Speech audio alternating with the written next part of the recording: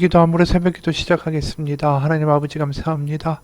아버지 앞에 나아가 하나님의 말씀을 듣는 이 시간이 꿀송이와 같은 시간, 하나님의 빛을 비추임을 받는 시간, 우리의 삶에서 찌들었던 모든 우리의 영혼의 더러움을 덜어내고 하나님이 주시는 새로운 세마포로 옷 입는 하나님의 은혜의 시간 될 수 있도록 주님 인도하여 주옵소서.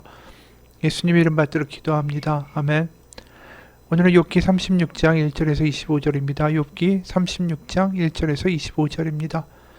엘리후가 말을 이어 이르되 나를 잠깐 용납하라. 내가 그대에게 보이리니 이는 내가 하나님을 위하여 아직도 할 말이 있음이라. 내가 먼 데서 지식을 얻고 나를 지으신 이에게 의를 돌려보내리라. 진실로 내 말은 거짓이 아니라 온전한 지식을 가진 이가 그대와 함께 있느니라. 하나님은 능하시나 아무도 멸시하지 아니하시며 그의 지혜가 무궁하사 악인을 살려두지 아니하시며 고난받는 자에게 공의를 베푸시며 그의 눈을 의인에게서 떼지 아니하시고 그를 왕들과 함께 왕좌에 앉히사 영원토록 존귀하게 하시며 혹시 그들이 죽수에 매이거나 환난의 줄에 얽혔으면 그들의 소행과 악행과 자신들의 교만한 행위를 알게 하시고 그들의 귀를 열어 교훈을 듣게 하시며 명하여 죄악에서 돌이키게 하시나니 만일 그들이 순종하여 섬기면 형통한 날을 보내며 즐거운 해를 지낼 것이요 만일 그들이 순종하지 아니하면 칼에 망하며 지식 없이 죽을 것이니라. 마음이 경건하지 아니한 자들은 분노를 쌓으며 하나님이 속박할지라도 도움을 구하지 아니하나니 그들의 몸은 젊어서 죽으며 그들의 생명은 남창과 함께 있도다. 하나님은 곤고한 자를 그 곤고에서 구원하시며 학대당할 즈음에 그의 귀를 여시나니 그러므로 하나님이 그들을 환난에서 이끌어내사 좁지 않고 넉넉한 곳으로 옮기려 하셨은즉 무릇 그대의 상에는 기름진 것이 놓이리라. 이제는 악인의 받을 벌이 그대에게 가득하였고 심판과 정의가 그대를 잡았나니 그대는 분노하지 않도록 조심하며 많은 뇌물이 그대를 그릇된 길로 가게 할까 조심하라. 그대의 부르짖음이나 그대의 능력이 어찌 능히 그대가 곤고한 가운데서 그대를 유익하게 하겠는가. 그들은 밤을 사모하지 말라. 인생들이 밤에 그들이 있는 곳에서 끌려가리라. 삼가 악으로 치우치지 말라. 그대가 환난보다 이것을 택하였느니라. 하나님은 그의 권능으로 높이 계시나니 누가 그같이 교훈을 베풀겠느냐. 누가 그를 위하여 그의 길을 정하였느냐. 누가 말하기를 주께서 불의를 행하셨나이다 말할 수 있으랴. 그대는 하나님께서 하신 일을 기억하고 높이라. 잊지 말지니라. 인생이 그의 일을 찬송하였느니라. 그의 일을 모든 사람이 우러러 보나니 먼 데에서도 보느니라. 아멘. 오늘도 엘리후는 자신의 주장을 이어가죠. 특히 3절에 내가 먼 데서 지식을 얻고 나를 지으신 이에게 의를 돌려보내리라. 자신이 정말 먼 데서 어렵게 얻은 지식, 하나님은 의로운 분이다 라는 사실을 내가 분명하게 말할 테니까 욥 당신은 분명히 들으라 라고 말하는 거죠. 그러면서 5절부터 7절에 이런 말 합니다. 하나님은 능하시나 아무도 멸시하지 아니하시며 그의 지혜가 무궁하사 악인을 살려두지 아니하시며 고난받는 자에게 공의를 베푸시며 그의 눈을 의인에게서 떼지 아니하시고 그를 왕들과 함께 왕자에 앉히사 영원토록 존귀하게 하시며. 이 이야기를 보면 권선징악, 인과응보의 이야기죠. 하나님 반드시 의인을 후대하시고 악인을 벌하신다. 그래서 악인의 운명은 13, 14절에 또다시 한번 나옵니다. 13, 14절에 마음이 경건하지 아니한 자들은 악인들은 분노를 쌓으며 하나님이 속박할지라도 도움을 구하지 아니하나니 그들의 몸은 젊어서 죽으며 그들의 생명은 남창과 함께 있도다. 그러니까 그들이 악인들이 결국 하나님의 분노를 쌓게 되고 결국은 이 젊어서 죽게 되고 하나님의 그 저주를 받게 된다. 새 친구와 동일한 인과응보의 이야기를 하죠. 의인에 대해서 하나님이 분명히 후대하시고 그를 멸시치 아니하신다. 다만 우리가 여러 번 이야기한 것처럼 엘리후는 뭘 지적하냐 하면 하나님이 의인을 후대하시지만 믿는 의인에게도 고난은 존재한다라는 거죠. 거긴 이유가 있다라는 거예요. 그래서 8절부터 11절 세 번역입니다.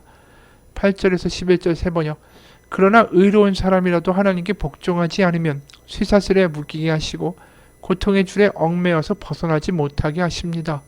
그러는 동안에 하나님은 그들에게 그들이 한 일을 밝히시며 그들이 교만하게 지은 죄를 알리십니다. 하나님은 또한 그들의 귀를 열어서 경고를 듣게 하시고 그들이 악을 버리고 돌아오도록 명하십니다. 만일 그들이 하나님께 순종하고 그분을 섬기면 그들은 나날이 행복하게 살고 평생을 즐겁게 지낼 것입니다. 우리가 앞서 말한 엘리후의 분명한 논지가 드러나죠. 믿는 이 의로운 이들도 하나님에서 벗어나고 실족해서 하나님에서 멀어지면 하나님은 사랑의 매를 치신다라는 거예요. 그래서 그들이 다시 회개하고 주님께 돌아오게 하시고 그렇게 해서 돌아오게 되면 하나님과 평생을 즐겁게 그들이 살 수 있도록 하나님 하신다. 하지만 의인이라도 믿는 자라도 이런 하나님의 이 징계, 고난, 권고를 거부하고 완강하게 굴면 결국 악인과 똑같이 멸망할 거다. 이런 논지를 피는 거예요. 그래서 12절에 그러나 그들이 귀담아 듣지 않으면 그들은 누구의 의인이에요? 결국 죽음의 세계로 내려갈 것이고 아무도 그들이 왜 죽었는지를 모를 겁니다. 이 이야기를 왜 이야기하겠어요? 욥 당신의 운명이 이렇다라는 거예요.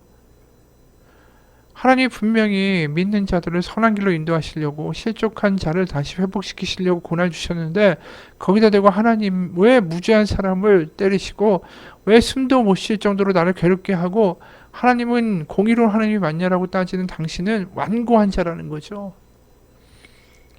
그래서 15, 16절에 이렇게 얘기하는 것입니다. 하나님은 공고한 자를 그 권고에서 구원하시며 학대당할 즈음에 그의 귀를 여시나니 그러므로 하나님이 그들을 환난에서 이끌어내사 좁지 않고 넉넉한 곳으로 옮기려 하셨은즉 무릇 그대의 상에는 기름진 것이 놓이리라. 하나님이 주신 이 고난의 이유가 뭐냐 하면 하나님은 고난을 통해서 사람을 건지시는데 그리고 귀를 열어주시는데 그렇게 선한 뜻으로 욥 당신에게 고난을 주셨는데 이 고난만 지나면 당신의 앞에 이 상다리가 부러질 정도의 진수성찬이 차려져 있다라는 거예요. 그런데 욥 당신은 바로 그 상을 발로 차버리고 있다. 그래서 욥이 당신이 이렇게 계속 가면 결국 악인의 파멸만이 당신을 기다리고 있다. 17절에서 20절이에요. 이제는 악인의 받을 벌이 그대에게 가득하였고 심판과 정의가 그들을 잡았나니 19, 20절 그대의 부르짖음이나 그대의 능력이 어찌 능히 그대가 곤고한 가운데서 그들을 유익하게 하겠는가.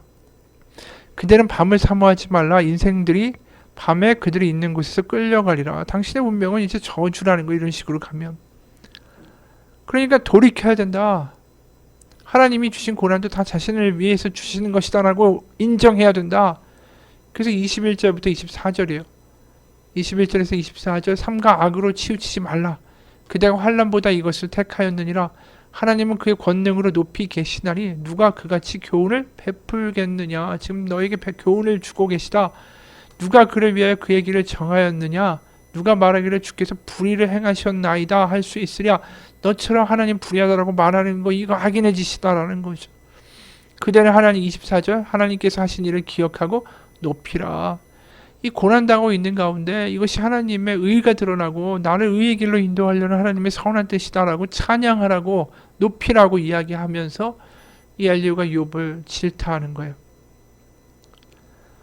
그러니까 우리가 이미 어제도 이야기했지만 하나님의 우리 가운데 일어나는 이 고난이 다 하나님과 연관지어서 어떻게든 설명하려고 하는 이 엘리후의 이 논리는 결국 하나님은 사랑의 매를 드신 분이라 의인이 그릇된 길로 가면 때려가지고 다시 오게 하시고 때렸는데도 도망가는 자는 결국 하나님 앞에서 파멸될 것이다 라는 이야기를 하는 거죠.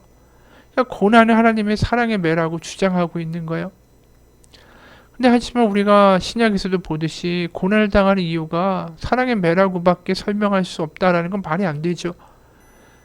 12지자나 사도 바울이나 예수님의 십자가를 따라 이 세상을 살아가는 사람들, 예수님처럼 살아가는 사람들은 예수님의 십자가 고난처럼 세상의 정사와 권세와 악 그리고 부귀 이런 것들 가진 이들에게 핍박받고 고통을 받는 일들이 벌어지죠.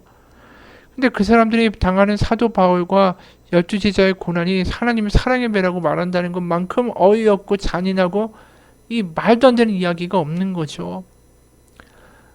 그리고 아브라함을 보면 우리가 명확하게 알 수 있는 거 어제도 얘기했지만 스스로 거짓말했잖아요. 아내가 누이라고 그 엘리멜렉이나 또 애굽의 파라오 앞에 가서 자기가 죽을까봐 거짓말하죠. 그리고 하나님의 약속을 못 믿으니까 이스마엘을 낳고 그것 때문에 머리를 썼고 하갈과 또 사라가 싸우면서 그 자식을 결국 내쳐야 되는 일들을 겪게 되고 스스로 다 자승자박한 거죠. 하나님이 그 고난과 역경을 하나님이 허락하신 바가 없어요. 자기가 스스로 만들어내는 거지 자꾸만. 근데 그럴 때마다 하나님이 사랑의 매를 드신 게 아니라 오히려 그들을 구해주셨다라고 이야기하죠. 아브라함이 죽음이 두려워서 파로한테 애굽에서 아내를 누이라고 속이자 창세기 12장 17절에서 이렇게 말해요. 여호와께서 아브라함의 아내 사레의 일로 바로와 그 집에 큰 재앙을 내리신지라. 이게 지금 사랑의 매가 아브라함한테 간 게 아니라 하나님이 오히려 파라오를 치셔서 아브라함을 건져주시는 일을 보게 된다라는 거죠. 그러니까 이 고난의 이유라는 게 우리의 짧은 이 소견 가지고 어떻게든 설명하고 이해하고 납득한다는 게 굉장히 어려운 거예요. 사실 우리가 지금 살아가는 세상은 또 다른 차원의 일이 벌어지잖아요. 환경 오염이 심하고 또 자연이 파괴되고 인간들이 물욕을 자꾸만 탐욕을 벌이면서 자연을 파괴하고 대기가 오염되고 그러면서 노출되는 사람들이 결국 자연스럽게 암이 생기죠. 그러면 암을 겪고 사는 사람들이 이 겪는 고난과 고통이 하나님의 매고 하나님의 탓입니까? 그것도 아니라는 거예요. 그쵸? 이 너무 복잡해요. 고난의 이유를 우리가 다 설명하면서 납득한다는 게 마치 어린아이한테 야 내가 천문의 이치와 이 자연의 물리 현상을 너에게 과학적으로 풀어 설명해 주겠다. 아이가 그걸 듣고 이해가 할까요? 그냥 자겠죠. 우리가 딱 그런 식 아니겠어요? 아이에게 중요한 건 어려움이나 역경을 설명해 주는 부모가 아니라 자신을 사랑해 주고 그 곤란과 역경 가운데 함께 해 주는 부모가 아이에게 훨씬 더 도움이 되는 거 아닐까요? 그게 예수 그리스도의 사건이죠. 실제로 마태복음 25장을 보면 이런 대목이 있어요. 마태복음 25장 34절에서 41절이요. 마태복음 25장 34절에서 41절. 그때 임금이 그 오른편에 있는 자들에게 이르시되 내 아버지께 복받을 자들이여 나와 창세로부터 너를 위하여 예비된 나라를 상속받으라. 천국에 가는 사람들이죠. 천국에 가는 근거가 뭐냐 하면 굉장히 의외예요. 하나님께 영광을 돌리고 하나님께 충성을 하고 하나님께 많은 헌금을 하고 기도를 많이 했다. 그래서 넌 천국에 가야 된다. 그렇게 말하고 있는 게 아니죠. 사실 우리가 생각하는 것과 전혀 의외의 모습이 천국을 가는 요건이다라는 게 그 본문이에요. 35절 내가 줄일 때에 너희가 먹을 걸 주었고 목마를 때 마시게 했고 나그네 됐을 때 영접하였고 헐벗었을 때 옷을 입혔고 병들었을 때 돌보았고 옥에 갇혔을 때 와서 보았느니라. 이에 의인들이 대답하여 이르되 주여 우리가 어느 때에 주께서 줄이신 것을 보고 음식을 대접하였으며 목마르신 것을 보고 마시게 하였나이까. 어느 때에 나그네 되신 것을 보고 영접하였으며 헐벗으신 것을 보고 옷 입혔나이까. 어느 때에 병드신 것이나 옥에 갇힌 것을 보고 가서 배웠나이까 하리니.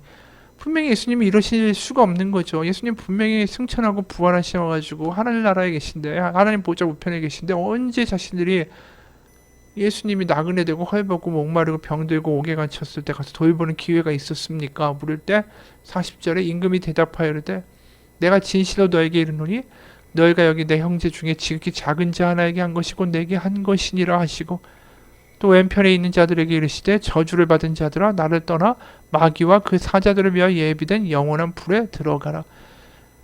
그러니까 주님이 지금 어디에 있다고 합니까? 전혀 예상 밖의 자리에 계시다고 하는 거 아니에요. 그러니까 이 의인들도 모르는 거죠. 어떻게 하나님 우리가 만난 적이 있습니까? 주님이 어디 계셨다라고 근데 말하고 있습니까?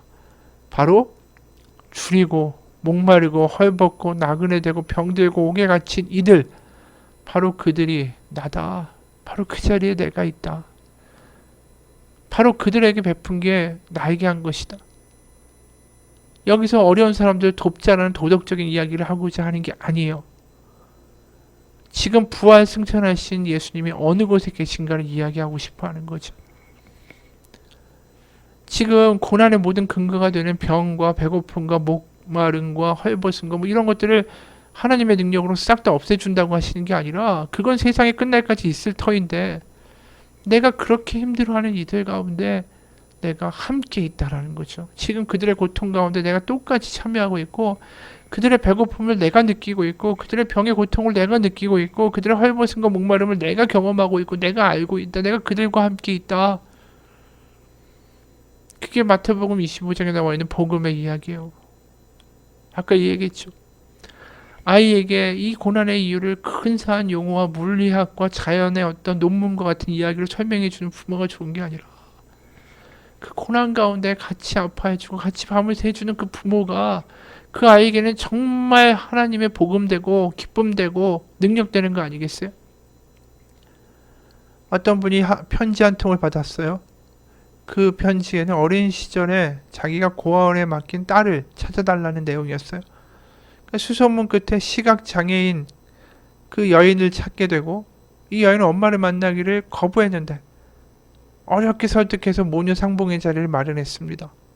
그날 방문을 여니까 파란 눈을 가진 여인이 소파에 앉았습니다. 이 딸이 기어나오는 목소리를 인사를 하니까 이 여인은 네 목소리는 옛날과 조금 더 달라진 게 없구나라고 말했어요. 그 말에 딸은 신경질적으로 답하는 거죠. 그만두세요. 그러자 여인은 일어나서 너를 천천히 보고 싶구나 라면서 두 팔을 벌렸습니다. 이 주선자는 이 엄마가 이 여인이 딸을 포용하려는 줄 알고 딸을 이제 그 앞으로 밀어준 거죠. 딸이 장님이니까. 근데 보고 싶다라고 말한 이 파란 눈의 엄마는 더듬더듬 딸의 얼굴을 만지기 시작했습니다. 딸이 놀라서 소리쳤죠. 아니 그럼 엄마도. 엄마가 대답해요. 나지막한 소리로 그래 나도 너처럼 앞을 못 본단다. 그 말을 듣자 딸은 울음을 터뜨리며 엄마의 품에 안겼어요. 그동안 쌓아왔던 모든 원한이 한순간에 다 녹아내린 거죠. 나와 똑같이 눈이 먼 엄마를 만나는 감격. 시각장애가 없는 엄마를 만났으면 그 딸의 마음의 원한은 결코 녹아지지 않았을 거예요. 예수님도 우리가 그분과 거리감을 느끼지 않도록 우리와 똑같은 모습으로 이 땅에 찾아오셨어요. 우리가 힘들 때 같이 힘들어하고, 우리가 목마를 때 같이 목마르고, 우리가 힘들 때 같이 힘든 분으로 이 땅 가운데 오신 주님을 만날 때 고난에 대한 설명을 할 수 없지만 우리 마음에 있는 원망은 사라질 수 있을 것이다 라는 거죠. 같이 기도하겠습니다. 하나님, 우리는 엘리야처럼 하나님이 왜 우리에게 고난을 주시는가 설명하고자 하는 그러한 자리에 있지 않습니다. 그 고난을 우리가 이해할 수 없을 것입니다. 왜 이런 일이 있는지 우리가 어떻게 이해하겠습니까? 하지만 이 고난 가운데 하나님을 원망하는 게 아니라 바로 나와 똑같은 모습으로 내 앞에 계신 주님을 바라보며 그 주님을 만져보며 그 주님과 사랑에 다시 한번 빠질 수 있는 하나님의 성령의 능력을, 하나님의 성령의 위로를 허락하여 주옵소서. 살아계신 우리 주 예수 그리스도의 이름 받들어 기도합니다. 아멘.